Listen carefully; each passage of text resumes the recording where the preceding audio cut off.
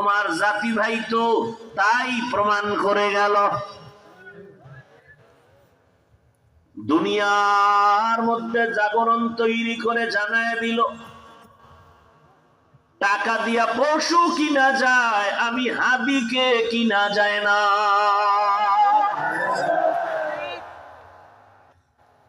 ভোটের আগের রাত্রে তসবি টানতেছো, পশুর দামে বিক্রি হবা, তুমি মানুষ।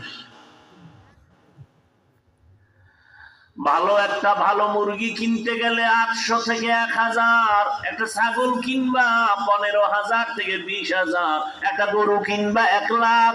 আর আমার সোনার বাংলার আশরাফুল মখলুক ভোটের আগের রাতে বিক্রি হয় 500 টাকায়। আমি বলি ওটা মানুষ না, ওটা পশু।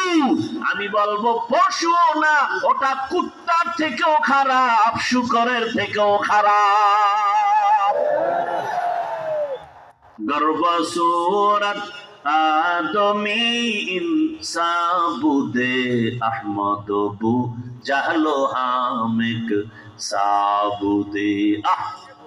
একটা পশুর দাম 1,20,000, আর নিমক হারাম, নির্লজ্জ বেহায়া বেলাজা ভোটের আগের রাত্রে বিক্রি হয় 500 টাকায়। ইজ্জত বিক্রি করছে। এই কারণে এক সময় দেখে ওর মাইয়ের উপরে হামলা, বউয়ের উপরে হামলা। এই ব্যাপারটা কি কয়, 500 টাকায় কিনছি না তোর গোষ্ঠী শুদ্ধা, চিল্লাও কেন? তোর মাইয়ার ইজ্জত কিনে নিছি 500 টাকায়, তোর ইজ্জত কিনে নিছি 500 টাকায়, এখন খালি ইজ্জত হারা জীবন কাটাবি। এ সমস্ত নিমক হারামদের আমি বলি বাথরুমে গিয়া 500 টাকা না নিয়া বাথরুমে গিয়া 10 গ্রাম পায়খানা খাইও, বাজারে গিয়া হালাল সাবান দিয়া কুলি করিও, বন্ধ থাকবে না। কিন্তু এই টাকা খাইয়া যদি মরো, জাহান্নাম ছাড়া উপায় হবে না।